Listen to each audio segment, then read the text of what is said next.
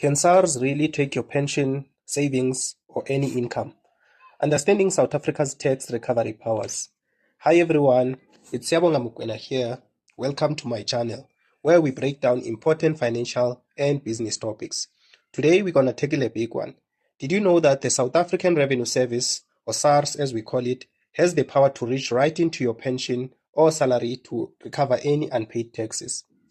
If you owe SARS money, they could actually deduct it straight from your retirement funds or even from your monthly income. So, how does this work and what should you be aware of? To better understand this, we first need to look at the Tax Administration Act, or the TAA. This piece of legislation gives SARS a broad range of powers to collect tax money. One of these powers is found in Section 179, which allows SARS to issue a notice to any third party who holds money on behalf of a taxpayer. So in simple terms, if you owe SARS money, they can contact your bank, your retirement fund, or even your employer and demand payment directly from them. SARS doesn't even have to go to court to get this permission. It's all within the legal framework of the Tax Administration Act. So you might be wondering, why is this such a big deal? Well, it's because once SARS issues this notice, the third party has no choice but to pay the money over to SARS. If they don't pay the money, they become personally liable for the amount owed.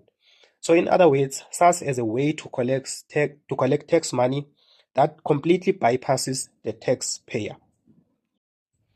Now let us look at a real-world example of how SARS used this power in a recent court case. In the case of Piet versus the Commissioner for SARS, a taxpayer named Piet owed SARS some money. This taxpayer had a retirement annuity with Allen Gray that is worth around 146,000 rands. He had reached the age where he could access his retirement money, and he requested a payout. But here's where things took an unexpected turn. When he applied for withdrawal, Allen Gray informed him that the entire amount had already been paid over to SARS. They did this to settle his outstanding tax liability, and they did so under the Section 179 of the Tax Administration Act. So the taxpayer was not happy about this, so he took the matter to court. He argued that the Pension Funds Act, specifically Section 37A, protects retirement funds from being used to settle debt. This section of the Pension Funds Act is designed to make sure that people's pensions cannot be seized by creditors. But the court ruled in favor of SARS, stating that Section 179 of the Tax Administration Act does in fact override Section 37A of the Pension Funds Act in situations involving unpaid taxes. So let us unpack this legal debate a bit more, because understanding the balance between these two laws is crucial. Section 37A of the Pension Funds Act provides important protections. It states that unless allowed by specific exceptions, a person's retirement savings cannot be transferred, reduced, or attached by any creditor. This makes sense after all, right? Because pensions are meant to provide financial security in retirement, and allowing creditors to claim those funds would undermine that purpose in the first place. However, there are exceptions. For example, deductions are allowed for obligations like maintenance payments or income tax liabilities. So the Tax Administration Act takes this one step further by giving SARS the ability to issue what's called a third-party notice under Section 179. This notice overrides the protections in the Pension Funds Act, allowing SARS to claim pension funds when a tax liability or a tax debt is outstanding. So the court in this court case pointed out that the Pension Funds Act was first written in 1976. At that time, the tax law did not allow for such direct recovery from pensions. But since then, the law has evolved. In 2011, the power to issue third-party notices moved from the Income Tax Act to the Tax Administration Act, and the scope was widened to include retirement funds. So, how does this work in practice? SARS will first issue a final demand for payment to the taxpayer. If the taxpayer still doesn't pay, SARS can then issue a third-party notice. This notice goes to the taxpayer's bank, pension fund, their employer, or any other institution holding the taxpayers' money. Once the notice is received, the third party is legally obligated to comply by handing over the money owed to SARS. It's also important to understand how this process applies to South Africa's new two-pot retirement system.